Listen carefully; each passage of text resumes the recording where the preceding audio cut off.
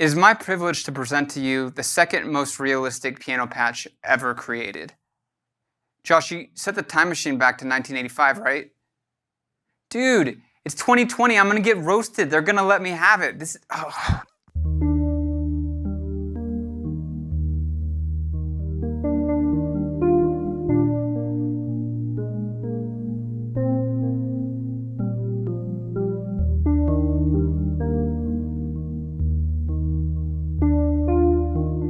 Hi, I'm Zach Marr from Alamo Music here in San Antonio, Texas. You can find us online at alamomusic.com. If you haven't already, hit the subscribe button, turn on your notifications. This is our Alamo Sound Lab channel, where we talk about all things music tech related. And today we're looking at the second most realistic piano patch from 1985. And the reason I'm looking at it is very specific. I personally believe that there's a whole sound design path related to analog piano patches that was abandoned and deserves to be picked back up. And I think it was abandoned, or it never reached a higher point than in the JX-8P. And the reason it was abandoned was one simple thing. From the 80s, there became an obsession with realism. It became an obsession with getting realistic patches, and that led to digital FM synthesis in the DX7, and then later on into sample-based workstations. And today you can get super high resolution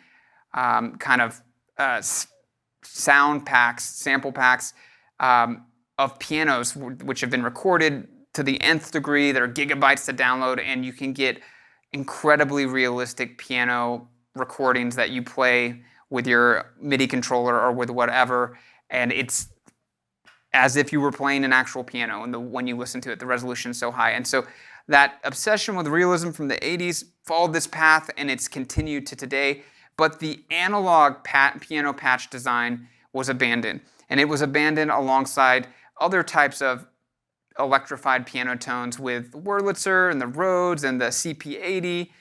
And there's a love for those instruments. There's been a renewed love. You see re-releases and digital workstations and the Yamaha Reface CP and all sorts of, even the Kwai MP11. There's all sorts of instruments that replicate those instruments, those electrified pianos, which have a total unique sound and are their own thing. But there's not as much love for analog piano patches. And I think it's a shame, because I really think they have their own character and their own beauty. And specifically in the JX-8P, the preset piano patches, I'm very curious to know who designed them, because they are three of the best sounding analog piano patches that are out there, and if not the best sounding, even better than the ones on the JX10, the Super JX10. I love these piano patches, and I think I'm not the only one that loves them. So I wanted to just throw this out there. I wanted to play on it so you can hear how warm, how gooey they sound. It's its own thing, and I think it has as much character and is as worthy of attention as the electric pianos have been over the last 10 years, 20 years or so. So I think it's a shame that it's been abandoned. I really think people should explore it, pick back up that painting, that style of painting, analog piano patch painting.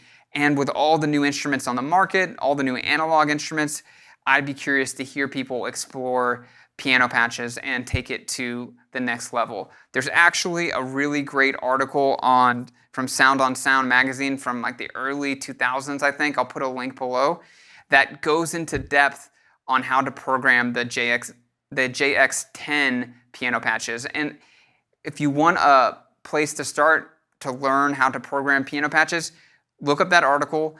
And if you have a JX10 or you have a JX-8P or you have an emulation, plug in the values so you can kind of see how to build those patches. It's a lot of fun. And I would be very curious to hear if anybody knows of better piano patches than the ones found in this instrument. And also, I'd be curious to hear about patches people have created for other analog instruments that they think outperform the JX-8P. So without talking anymore, let's listen to them so you get a sense of it. And yeah.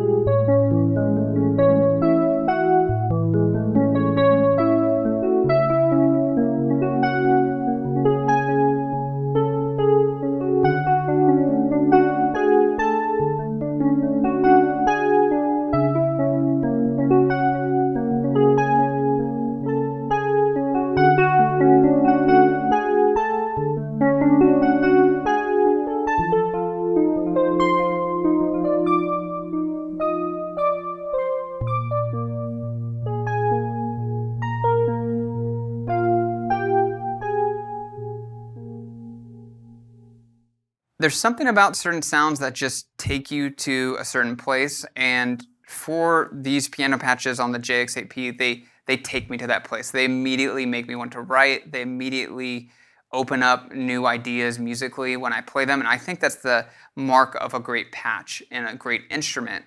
And I just think this, I have to say it again, I have no evidence, I have no basis for saying this, but I think this is the height and the pinnacle of analog piano patches.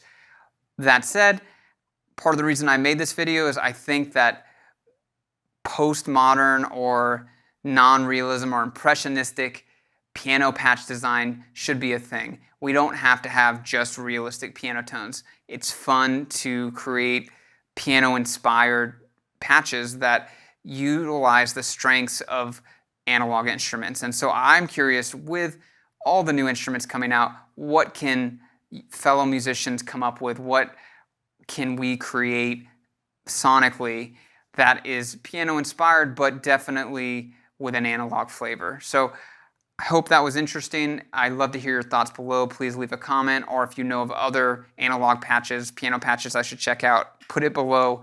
We'd love to hear from you, and thanks for watching.